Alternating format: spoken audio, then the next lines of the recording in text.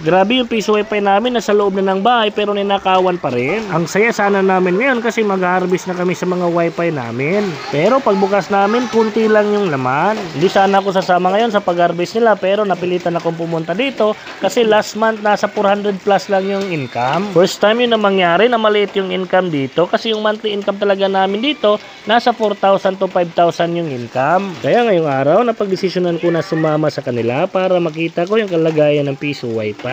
At yun na nga, pagkita ko sa admin sales ng piso wifi namin, 3,900 sana yung income pero yung laman nito is kunti lang, nasa 800 pesos lang. Nang tanungin ko yung may-ari ng bahay, may mga araw daw kasi na walang tao sa kanilang bahay, lahat daw sila is umaalis dito. Kaya wala kaming suspect kung sino yung tumira sa piso wifi namin dito. Sa kadahilanan na minsan daw walang tao yung kanilang bahay, minsan daw umaalis sila lahat. Kaya ngayong araw na pagdesisyon na namin ay pull out namin yung piso wifi namin. Ililipat namin sa kapitbahay lang mismo. Kaya nuwuris kami kasi tinanong namin yung may-ari ng bahay. Sabi niya palagi daw may tao yung kanilang bahay. Kaya napagdesisyon na namin na dito namin ilalagay para maiwasan ang pangyayari na nangyari sa amin. At yun na nga, pagkatapos namin ilipat yung piso wifi namin, nag-continue kami sa aming pag-harvest. Pinuntahan namin yung ibang mga piso wifi namin dito.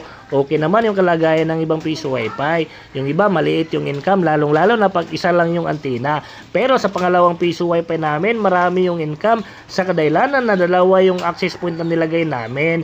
Yung unang access point na nilagay namin dito, TP-Link 110, pero napakaliit lang ng range niya, 100 meters lang. Yung isang antina, yung pangalawang antina, pumapalo siya ng 200 meters at minsan pa nga, umaabot ng 300 meters, iba napakalayo na yan.